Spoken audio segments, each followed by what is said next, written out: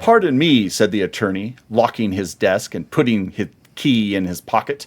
"Possession, my honest friend," cried he, striking his hand upon the desk.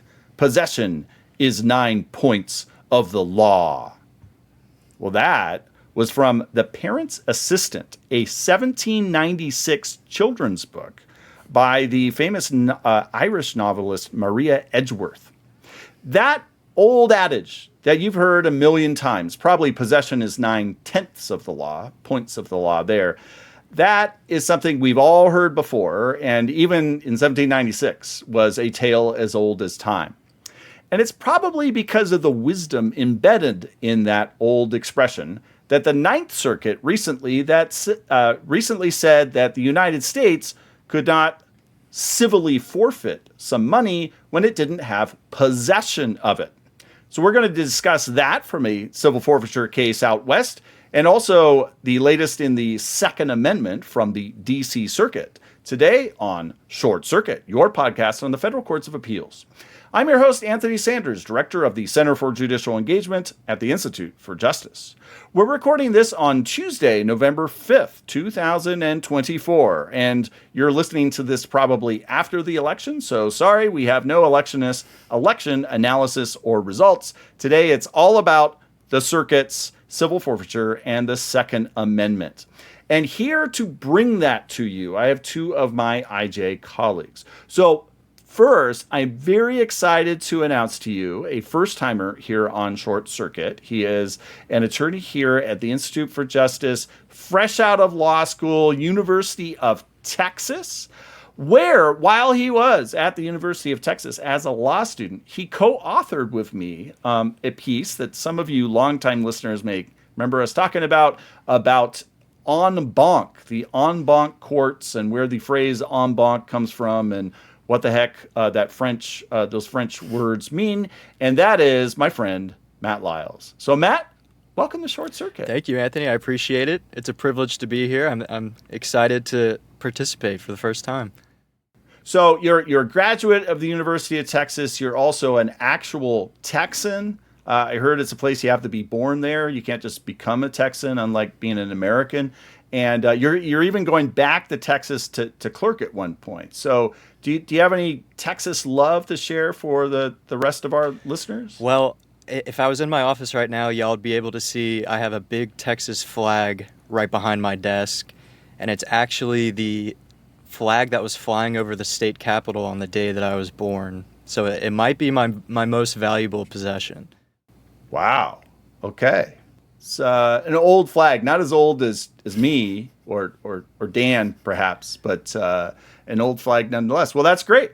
And now we have Dan Alban. So Dan is an old timer around Short Circuit, as I was just intimating.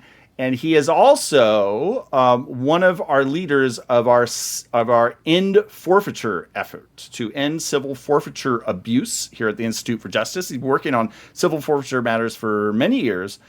And he found this most unusual, in my opinion, civil forfeiture case from the Ninth Circuit, where there's a heck of a lot going on in 89 pages. So, and it's actually not the longest case we're going to talk about today, but it is 89 pages, a number of opinions, only 3 judges. So give us the lay of the land, Dan, and also tell us a little bit about Liechtenstein. Sure. So the case we're going to talk about is USA versus Nasri, although that is really just a short title because Mr. Nasri is a claimant, not a party to the case. So it's really United States versus $1,152,366.18 in funds from Bandura Bank, a bank in Liechtenstein. So for some of our listeners and viewers, it may be helpful to take a step back for a moment and just remember what civil forfeiture is in the first place, because this is a civil forfeiture case. So civil forfeiture is when the government can, through law enforcement, seize and permanently keep your property based on an accusation that it is connected to criminal activity. And under federal law, this goes back via customs laws to essentially the very founding of the country. It was used, it existed originally in admiralty law only, and was used to enforce customs laws. So when there was smuggling or piracy, typically the owner of the ship or the owner of the cargo was not actually there. They were somewhere overseas, and while there might be a captain and certainly sailors on the ship, they weren't typically the owners of any of the goods or the ships. And so the remedy, which comes from English law before the American colonies got their start, is that the sovereign, the state, in this case the United States, can proceed against the property itself under the legal fiction that the property is sort of guilty of committing the crime. And so if the United States can show by a preponderance of the evidence that a certain property is connected to crime and it has seized that property, the ship or the cargo in the case of old Admiralty law, then it could forfeit that property sort of in lieu of pursuing criminal prosecution of the owner because they don't have jurisdiction over the owner. Now, obviously, things have changed from the colonial era, and due to a variety of things, including technology and extradition treaties, the United States has pretty wide, nearly global jurisdiction where it can obtain personal jurisdiction over criminals that it wishes to prosecute. Obviously, there's some exceptions. There's some non-extradition countries, that sort of thing. But by and large, the U.S. can exercise in personam jurisdiction almost anywhere on Earth. But that is not the same as actually controlling a piece of property, which is a prerequisite to using civil forfeiture. Because in general, when you're using civil forfeiture, you have the property, you have seized it, and the question is, who gets to permanently control that property? Who does title vest in? Does it go to the sovereign, or does it go back to the original owner, or is there some other claimant who has maybe some even better interest in the property? But there are also some weird exceptions to that rule because for things like intangible property or real property, the sovereign can't necessarily actually seize it and take it and like put it in an evidence locker or something. And so there's a thing called constructive seizure where you do the sorts of things like hammering a notice into the front door, posting public notices, and ordering a bank, getting a judicial warrant and an order to seize a bank account, those types of things where although you may not have like seized the property and put it in some government-controlled lockbox, you nonetheless control the property. And and also those situations, right? The property is basically on land that the government has jurisdiction over. Well, that's the key. That's the key in this case. So the U.S. government can do that with respect to bank accounts in the United States. It's intangible property. There are not actually. I don't know if this is going to spoil things for people, but there is not actually a box somewhere that has all of your dollars in it.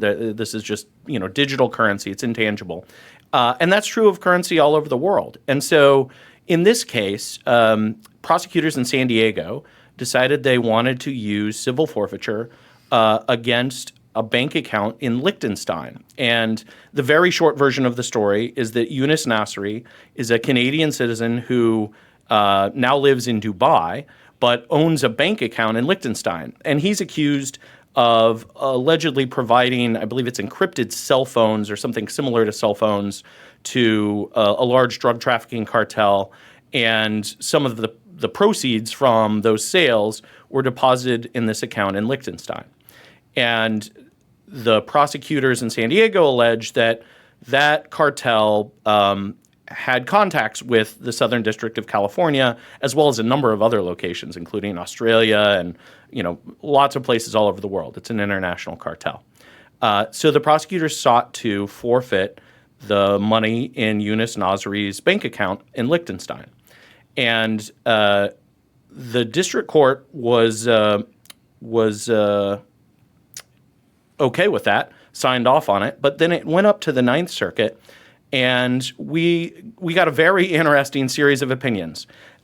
This is a case with both a majority opinion signed on to by two of the three judges, a concurrence by one of those judges, a concurrence by the other of those judges, that's Judge Desai, who wrote the majority opinion, responding to the concurrence from Judge Bybee, explaining why he didn't adopt everything Judge Bybee said into the majority opinion, and then a dissent from Judge Bennett. So lots going on here. But the gist of it at the end of all the analysis is, unless there are really good assurances that the property is under the control of the government cannot attempt in rem forfeiture. In rem meaning a action against the property. And so the final holding of the majority opinion is, we hold that the district court's exercise of en rem jurisdiction without a finding that it has control or constructive control over the defendant property violates due process. And the idea here is an essential component of due process is notice, and the way that notice is provided is going through the full seizure process, which includes the things like hammering the notice into the front door and doing the various things that you would do when seizing intangible property. Now, here there's a bit of a wrinkle. As we've mentioned several times, the property is in Liechtenstein. It's in a bank account in Liechtenstein, which is a country that Anthony was saying earlier was something about it being notorious for having opaque banking laws, but I was going to say famous for having laws very respective of the privacy of those who use its banking system. I was quoting the usual suspects there. Very good. To be clear. Yeah. And so Liechtenstein did actually put some sort of temporary hold on the bank account, but there were not any assurances that Liechtenstein was going to do anything further than that, or that Liechtenstein would follow the holdings of the U.S. courts in this matter. And so there was no assurance that even if the U.S. District Court for the Southern District of California ordered the forfeiture of the property, that would happen, because the property's outside the jurisdiction of the United States. There's not some agreement where they automatically follow the judgments of U.S. courts, and there didn't appear to be any additional assurances here that anything was going to be done. And the opinion notes that there's been multiple occurrences before where bank accounts in Liechtenstein and various other places have not been made available just because a U.S. court said that the property in them was to be forfeited, and so that is the fundamental issue. Now, the reason the district court did that is because there is a statute. A civil forfeiture statute, 28 U.S.C. 1355, that is written somewhat more broadly. It says, whenever property subject to forfeiture under the laws of the United States is located in a foreign country, an action or proceeding for forfeiture may be brought in the district in which the acts giving rise to the forfeiture occurred. And I think a latter part of that statute also says something about the District of Columbia being sort of a catch-all. The U.S. District Court for the District of Columbia is, I believe, the catch-all circuit where you can also pursue forfeiture of overseas property if maybe the connection to the specific district isn't so obvious. So this is kind of a niche case. It's about seizing foreign assets, and so it's mostly going to be relevant to sort of those weird cases you hear about involving like seizing the yachts of Russian oligarchs, or seizing overseas bank accounts, obviously, maybe seizing oil or ships transporting oil for various trade sanction violations, that kind of thing. It's not a normal civil forfeiture case, but the way it's not a normal civil forfeiture case is really interesting, because it kind of illustrates the reason that civil forfeiture came into existence and how it's grown so far beyond its original purpose that it's really become kind of unmoored from those historical traditions. The reason for civil forfeiture in the first place was that you had possession of the property and not the owner. You had in rem jurisdiction over the property. You did not have jurisdiction over the property owner, in personam jurisdiction. Here, the U.S. has neither, but is still pursuing civil forfeiture, in rem forfeiture, because it knows where the bank account is and thinks that somehow this conspiracy, international drug trafficking conspiracy, can be traced back to the United States. So The Ninth Circuit ultimately rules, no, you don't have jurisdiction to do it absent some better assurances, and that due process requires more because the amount of notice that's required when you're seizing a bank account is substantially greater than whatever it is Liechtenstein is doing when it's placing some sort of temporary hold on a bank account. Now, the concurrence is interesting, Judge Bybee's concurrence, because Judge Bybee says not only is that a problem, but it also is a problem for the cases and controversies requirement. Because if we're deciding a case that ultimately can't be enforced by, well, ultimately, I guess, by the executive branch, but if the judicial branch is being asked to decide a case that there are no assurances that whatever it decides has any legally binding nature in the place where the property exists, then it's essentially an advisory opinion. And the concurrence points out, like, there are all sorts of problems here. Liechtenstein could, for instance, decide to just reject the U.S. court's decision, could say, no, we don't think there's a connection between this property and illegal activity. It could decide that there are some sort of creditors that have some sort of superior claim on the property to the United States. It could decide, for instance, that this money, Canada could submit a claim saying, well, this is a Canadian citizen and he owes taxes on this money, and so we have a claim before the United States does. Maybe Dubai has some claim on the property. Maybe Liechtenstein itself has some claim on taxes or something related to the property. And so it's up to Liechtenstein courts to determine that, not U.S. courts. And if the U.S. courts are just issuing this advisory opinion, that's obviously not what U.S. courts are supposed to do. It's an advisory opinion, and we shouldn't do that. So Judge Desai writes back saying he's not quite convinced by this cases and controversies thing, but that it's interesting, and they both sort of agree. One of the problems is that this is being treated as an NREM case when it really should be a quasi-NREM case. Now, that gets a little too nerdy even for me, so I will just sort of pass on that and move on to the dissent, where Judge Bennett says, well, I don't think this is really a problem. And it just points to the statute and said, look, the statute's long been accepted as providing sort of the jurisdictional limits, the requirements of jurisdiction that we need. We have a number of cases that have held this before, and you're essentially sort of overturning prior Ninth Circuit precedent to reach this conclusion, in particular a case called United States versus approximately $1.67 million. And so Judge Bennett says that, look, that precedent sort of controls here, and we just can't go any further.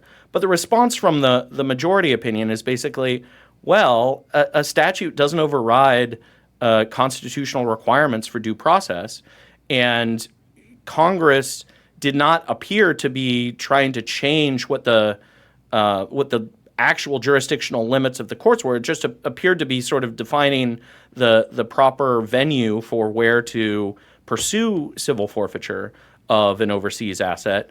And so, absent some really clear indication that Congress is trying to weigh in on this pretty important constitutional matter, we shouldn't assume that a case that didn't really address those weighty constitutional matters was intended to consider them. And then Judge Bennett also says, yeah, but you know what? The Mr. Nasri never even raised these arguments. He raised due process arguments generally, but he didn't raise these specific due process arguments. And so you're overreaching here. You're deciding things that really shouldn't have been decided. So that's the case. It's quite a wild ball of wax, especially with all the different opinions going back and forth. But I think the ultimate sort of takeaway from it, and who knows if it'll go up en banc, but I think the ultimate takeaway from it is to remind district courts, at least in the Ninth Circuit, that if you're going to proceed in rem against property, you would better have actual control or very good assurances related to constructive control over the defendant property, because otherwise you're making no assurances to anyone who has a property interest in the property that they're going to receive notice so that they can contest the forfeiture, and possibly also, issuing an advisory opinion because whatever order you issue may not be enforceable. Mm-hmm. Matt, do you have any advisory opinions on this?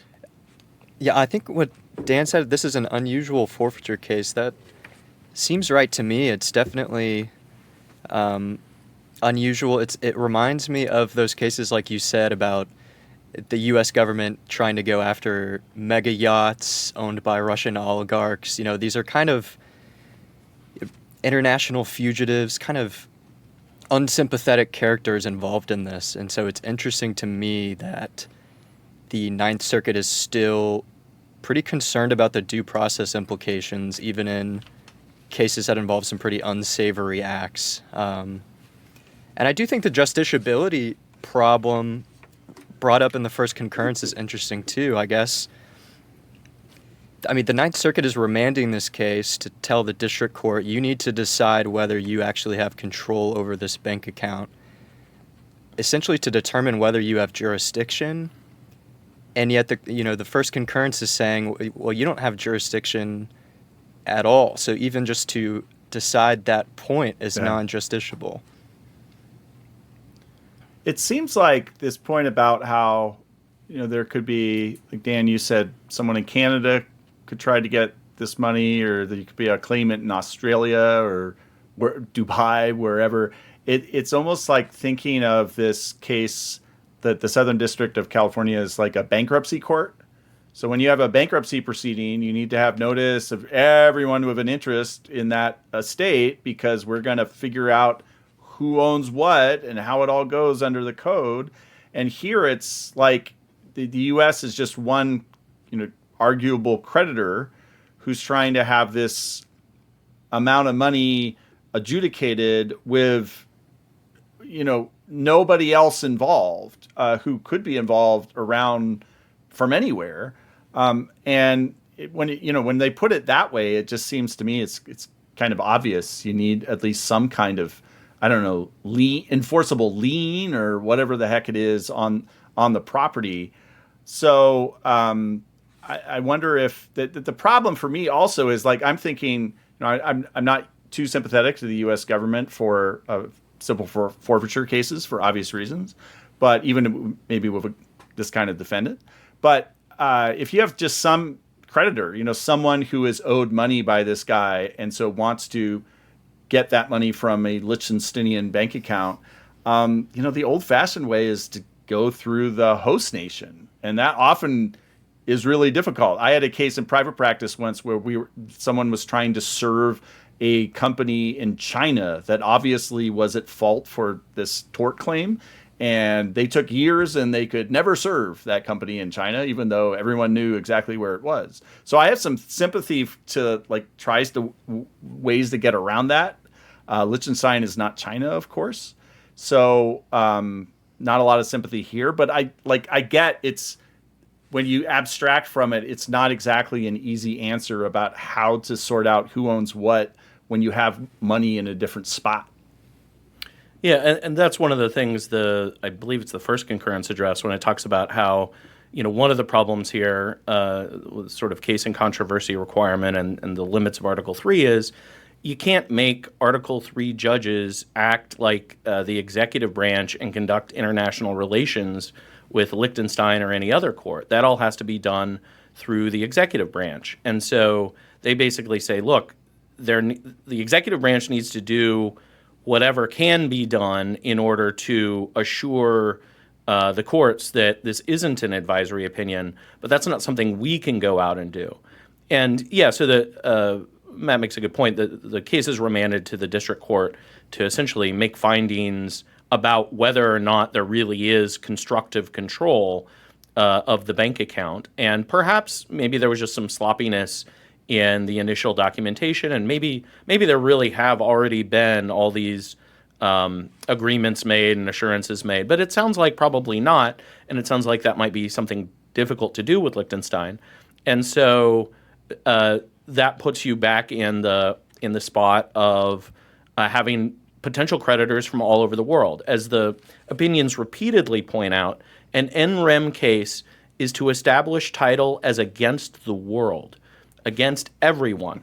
And so here, there's all kinds of potential claimants to title. There's any of the countries where there could be a forfeiture action, like Australia or the U.S., or presumably Liechtenstein, Canada, Dubai, and any of the other places this cartel was alleged to have operated. There's countries that have some kind of connection to Nasri himself, including Canada and Dubai and Liechtenstein, since it has his bank account and the assets in it. And there could just be creditors of Nasri who may have some sort of superior claim, secured creditors that might take precedence over any of the other claims. And so, in order to genuinely quiet title as to the rest of the world, you need to be able to actually exercise decisive jurisdiction over that property. Now, the dissent does point out it's not true that a case has to definitively decide a controversy in order to satisfy the case or controversy requirement. It has to make it substantially likely that it resolves the problem that's at issue. And so the dissent says, look, you're applying too high of a standard here. We don't need 100% guarantee that Liechtenstein is going to do it. If we have, reasonable assurances, that should be enough. And so, who knows what the district court will find when it goes back to consider this on remand. But I think it's a good reminder to district courts everywhere that if you have an in rem case and the property is not in your jurisdiction, you'd better look real carefully at how well you control that property, because you may not be able to forfeit it. One other point on talking about the various opinions and the concurrence. So here we have a majority opinion, 2 judges, written by one, a concurrence responding to that, which definitely seen a zillion times. But then you have a concurrence responding to the concurrence written by the majority writer, and then you have the dissent. And I was thinking, I do not think I've seen that before. I've definitely seen, we've talked about it on previous episodes, where the majority author will then break off on his or her own concurrence to respond to a dissent, because it's like this is some more hot stuff that wasn't appropriate for the majority opinion, or you couldn't get the other judge to sign on to or whatever. But here it's like a concurrence and a concurrence that they take out of the majority. So that may be a first time. It probably happens every now and then, but first time that I've seen that. Yeah, it definitely seems rare. And they're both sort of talking about, they address kind of the core issues of the case, but then both kind of talk about potential ways to solve this. And so those sections are quite clearly sort of dicta and definitely implications. Dicta recommendations. Here are some possibilities. So I kind of understand why you wouldn't include that in the majority opinion. But it is interesting that he decides to respond to the case or controversy requirement Judge Desai does with a separate concurrence rather than maybe putting something in the majority opinion to respond to. Especially as we discussed just a couple episodes ago that in the Ninth Circuit, dicta can be holding. And so if you put it in the majority opinion, it's more likely to be dicta and thus holding. Well, it would be dicta. But if it's in a concurrence, I guess it's just a concurrence and whatever. Maybe that helps explain it. Yeah. And they're being a little careful there in the Ninth Circuit, which is good to see. So this is about Liechtenstein money. Matt, have you ever been to Liechtenstein? I cannot say I've ever been to Liechtenstein. No. Yeah, Dan and I were talking. Neither of us have been. I've been close in Innsbruck, Austria, and I have to say it was beautiful countryside. So I'm sure it's a beautiful, rich place. But Matt, we're going to talk about an even richer place, which is the District of Columbia. Well, certain entities in the District of Columbia. And they, for years and years, have not exactly been the most Second Amendment compliant jurisdiction. That's, of course, where DC versus Heller came from, where the Second Amendment was recognized to protect the right to the individual right to keep and bear arms.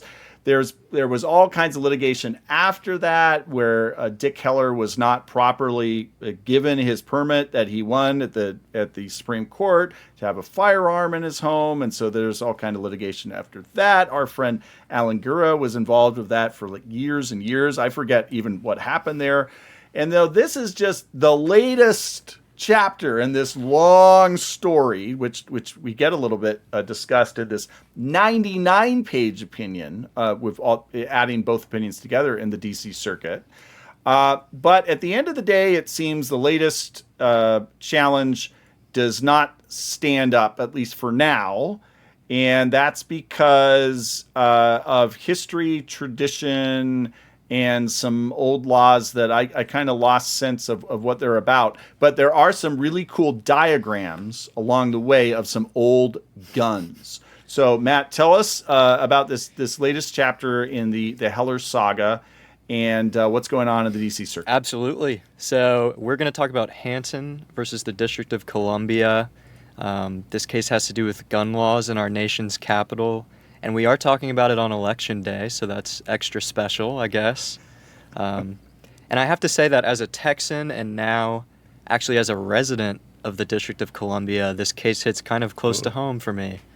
And like you said, Anthony, so kind of if you know the Second Amendment, you know that DC's gun laws over the last 15 years have kind of been the star of the show, or the belle of the ball, if you want to say. You talked about Heller. So after DC versus Heller about 15 years ago, DC has to rewrite a lot of its gun laws. And one of the new laws that it writes is the law that is being challenged in this DC Circuit case. And it is a law that prohibits the possession of any gun magazine that has a capacity of more than 10 rounds. And so actually, this is not the first time that law has been challenged under the Second Amendment.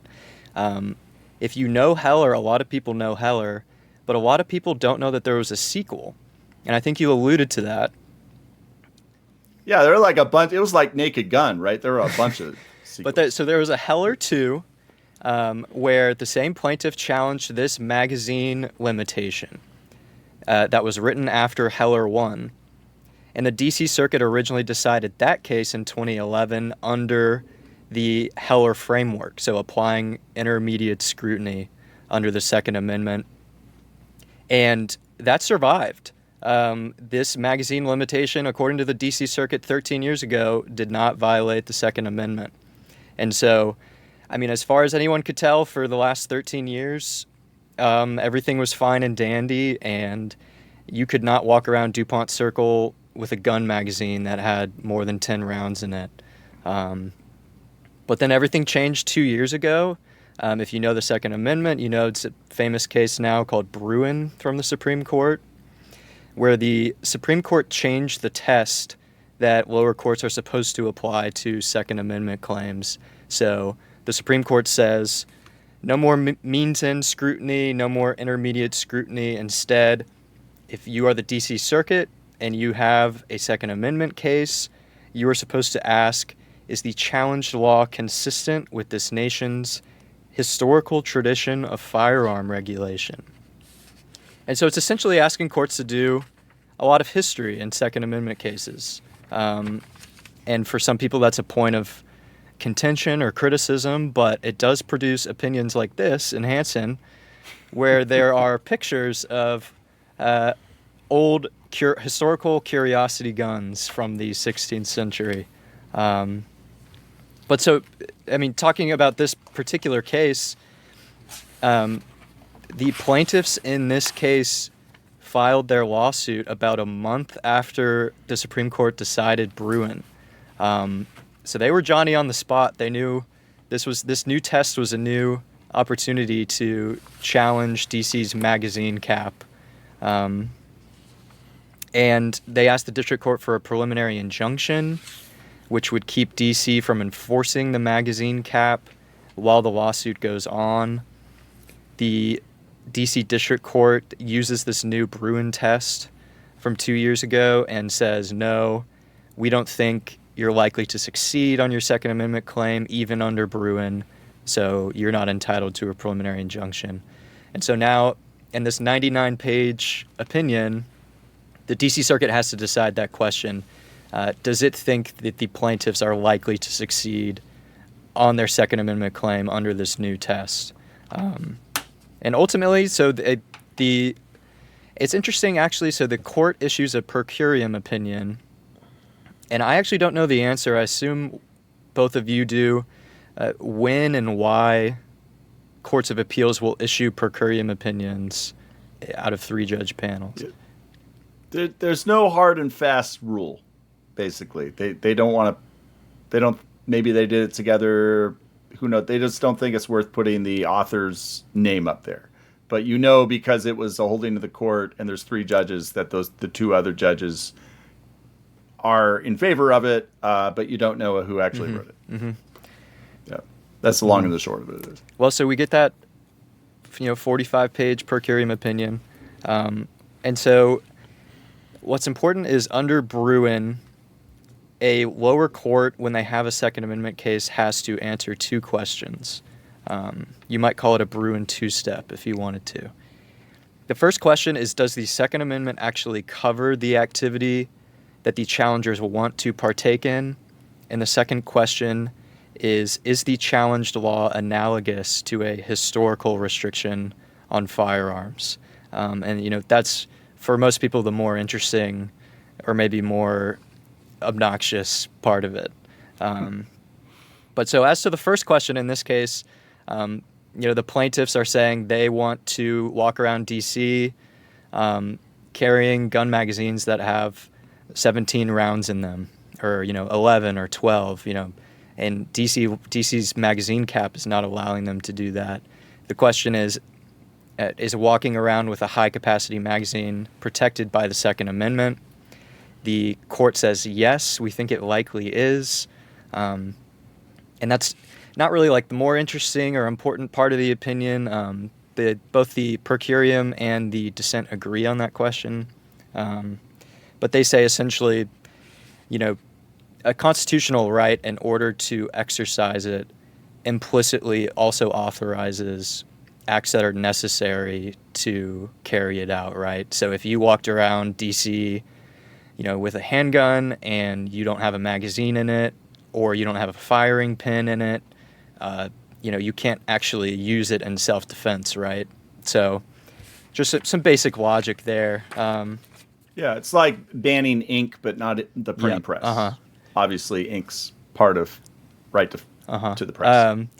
But so where it gets interesting is they get to the second question of Bruin, which is where lawyers and courts get to do a bunch of history, put on their historian caps, and look at a lot of historical research and decide, is there a category of restrictions in this country's history that closely line up with what this challenged law is getting at? And so the D.C. Circuit, in this case, starts out by saying this whole process is kind of fraught with uncertainty.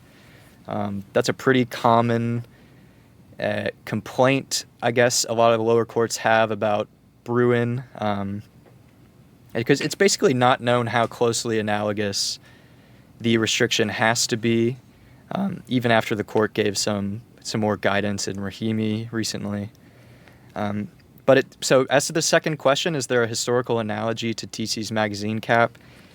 The burden is on the government to show that there is, and so the way it plays out in this long opinion is it's essentially DC's lawyers doing a little bit of spray and pray, right? If you'll pardon the gun pun. They are just throwing out a bunch of examples of different historical categories of gun control laws, trying to see if one of them will stick, if the court agrees that one of them is closely analogous.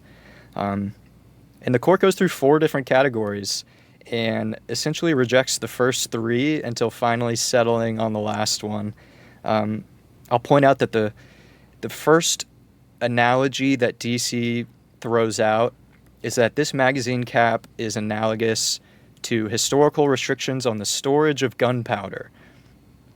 So apparently in the founding era of the United States, a lot of towns and states had statutes restricting the amount of gunpowder someone could store on their private property. DC says, well, this is similar to us saying you can't have a 15-round magazine in your handgun. The DC Circuit says no, actually, because the purpose of the gunpowder storage laws was primarily to prevent the spread of fires. It was not to prevent the perpetration of violent crimes or mass shootings, which is what DC says this magazine cap is intended for. So that one strikes out. We get to various restrictions like time, place, and manner restrictions on carrying a gun.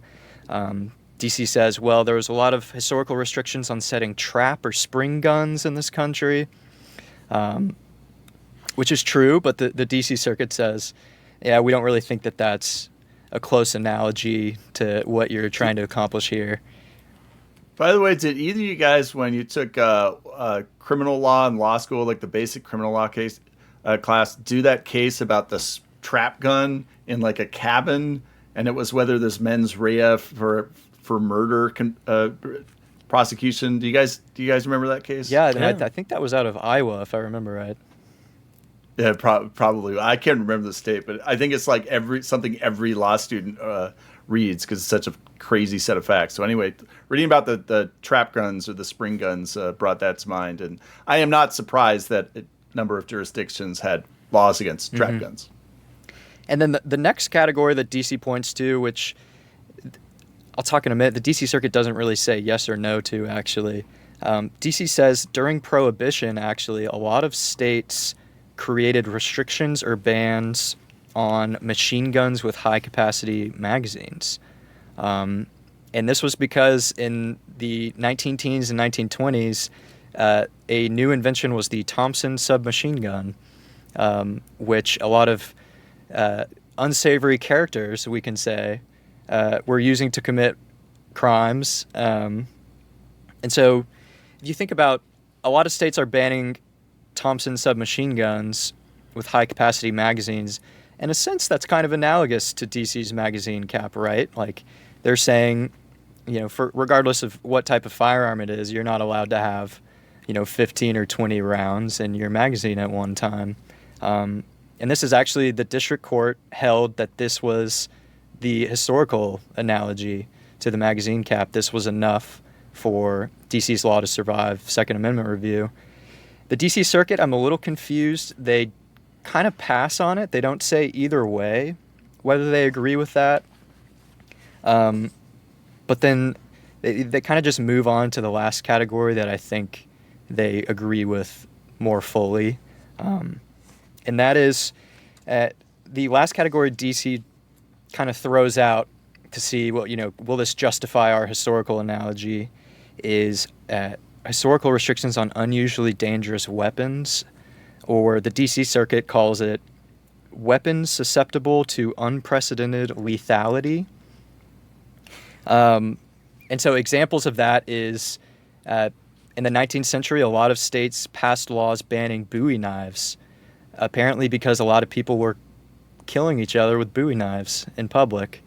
And the court actually points out that there are state court decisions from the 19th century upholding these Bowie knife restrictions against either Second Amendment challenges or challenges under state constitutional equivalents.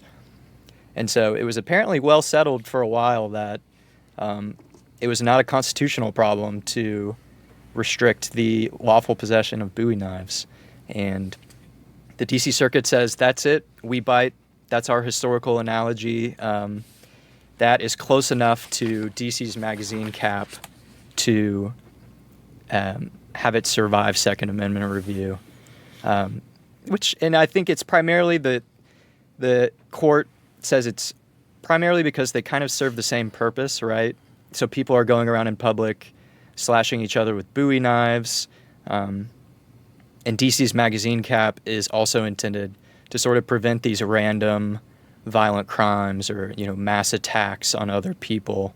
And because their purposes are close enough to each other, and, a long knife is close enough to a very high-capacity gun magazine, then that's enough. The magazine cap survives another day. And so the DC Circuit says the plaintiffs are not entitled to a preliminary injunction at this stage. I will say it's an interesting Second Amendment holding, but we were talking about there is a historical appendix at the end of the opinion So after writing about 45 pages, the court goes out of its way to address the historical evidence that the plaintiffs have brought out. The plaintiffs have apparently submitted all this evidence saying, here are weapons, historical weapons that are similar to high-capacity magazines, I guess in an attempt to show that no one was banning these when they came out, so there's no historical tradition of regulating high-capacity weapons. Regardless of the answer to that, I would definitely direct it to everyone's attention to go look. It has several pictures and diagrams of, for example,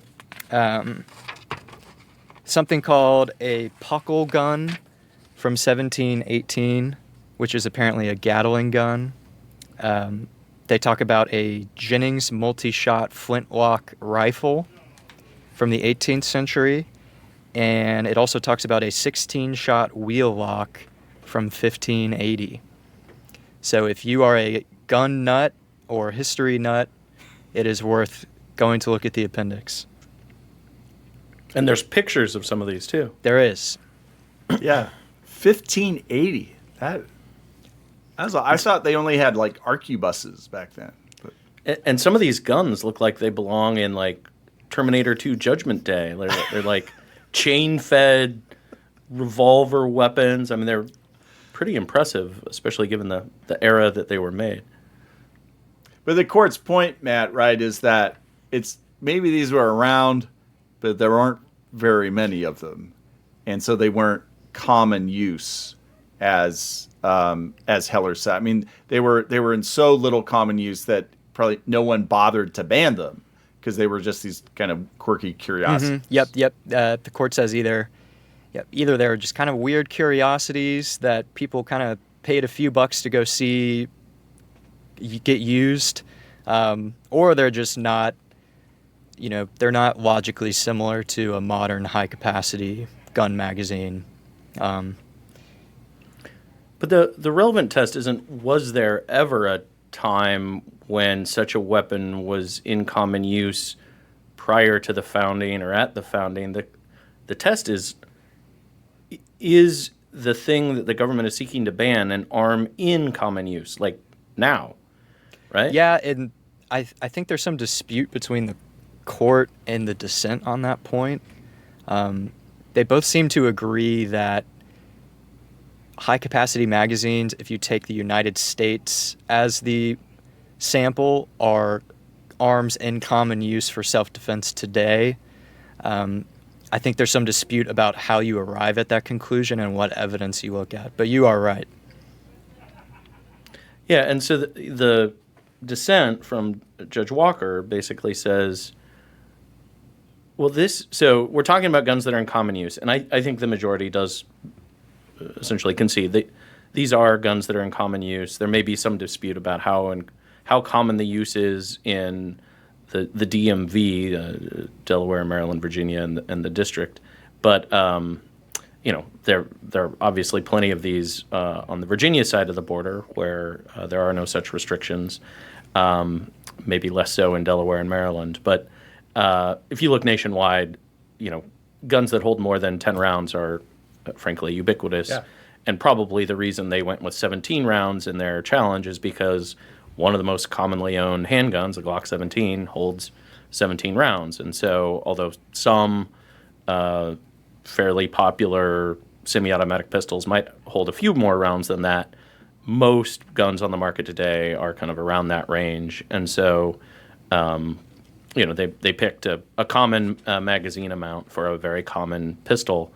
But I think what Judge Walker points to and what the plaintiffs point to is that this isn't like a time, place, and manner restriction or some sort of reasonable regulation of how a gun with 17 rounds can be carried or possessed or whatever, but it's an outright ban on anything with more than 10 rounds.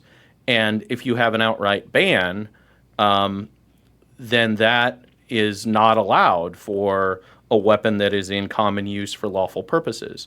So while DC might be able to say, I don't know, who knows what would be a reasonable time, place, and manner restriction, but they might be able to say, oh, you can't have a weapon of that sort, I don't know, in a church or near school grounds, or a variety of things that are kind of common regulation. You can't possess one inside a place with a license to serve alcohol, maybe. That would be like a time, place, and manner restriction. If you ban them outright, you're banning a gun in common use, which is contrary to the holdings of Heller and Bruin. Yeah. And that, yeah, one twist on that I found is that it's just seems really weird they went with the Bowie knife analogy and not the other ones, because that really is like a Bowie knife restriction or whatever it is like you cannot have this type of weapon. So if it's a ban on carrying Bowie knives, that's basically the same thing as a ban on carrying, this kind of capacity of a weapon. But there, it's like kind of the flip side of what Dan was just talking about. There, you're saying it's a categorical to the weapon. It's not about the number of bullets you can have ready at any one time for the weapon. Whereas the other analogies they had were maybe that was more of a stretch, as their analysis says, but it was kind of more in in that ballpark. So you can't have we're trying to protect against a large amount of damage at one time. Well, that's analogous to the gunpowder restriction. It's also weird that maybe it's not weird, but it's a little weird that the court went through those and said, oh, okay, one doesn't stand up, this one doesn't stand up, but then says the last one does stand up. Whereas I think normally a court in this kind of analysis is going to say, well, we don't need to get into the other ones because this one stands up. Because analogy number 4 will just go straight to that and say it stands up, so you don't get your preliminary injunction. So I maybe they were kind of throwing a bone to the plaintiffs and Judge Walker there, saying, well, we'll say these don't work, and that'll help Second Amendment law later on, or maybe in other jurisdictions, or giving a little bit of a sop to that side, I guess. So it's a little odd that they structured that way, which makes you kind of think maybe there was more going on in the back room than we realize once this 99 pages is actually issued. But that's just mere speculation, I guess. Yeah, pinning all of this on similarity to Bowie knives seems really strange for all kinds of reasons.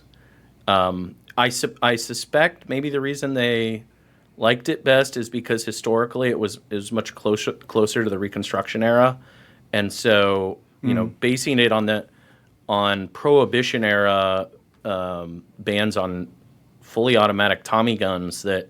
I think the civilian model had like a 50-round drum magazine, the one that you see like Al Capone and like in all the gangster movies from the 20s and 30s.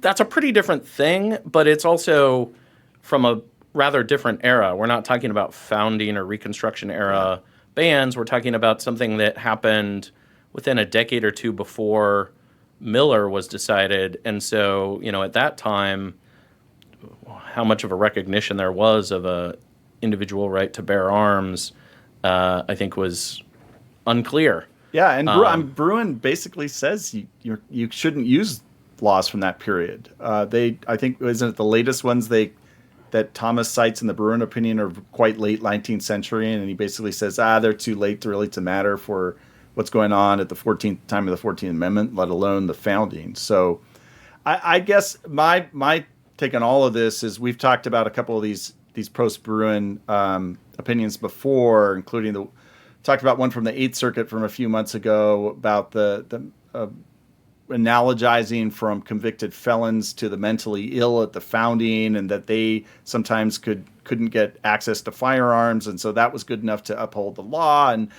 all this analogy just seems like it's not really law. It's a lot of history without benefit, and this is coming from someone who is very supportive of protection of the Second Amendment. So it seems like there's a better way, and I don't know if Rahimi was, the court just throwing up its hands and saying, we don't know of a better way, but we'll make this way a little easier for the government, or what's going to happen in the future. But courts are going to continue to struggle of this for reasons we don't need to get into now. But just because something was historical doesn't mean that it's constitutional, and vice versa. And then I guess that's all I'll say about that for the moment. Unless either of you want to give your grand theory of the Second Amendment. I don't have a grand theory of the Second Amendment, but I do think the Bruin test does tend to lead to motivation-based reasoning in either direction, and you can always sort of cherry-pick a historical history. But if you end up in a situation where you're saying a ban on Bowie knives is what justifies a ban, you're allowed to have a gun with 10 rounds in it, but not 17. That seems like an absurdity.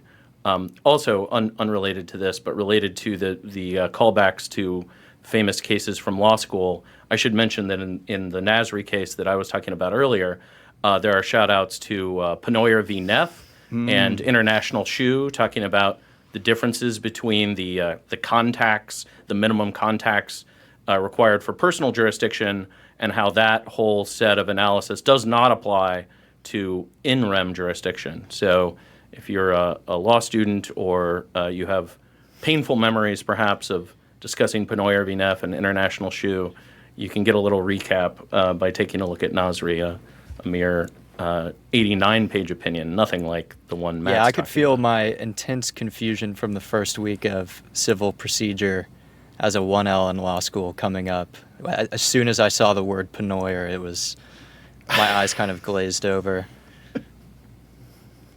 There's a weird backstory to Penoyer v. Neff where, like, it jumps over assuming something about the jurisdiction of where it was raised in court.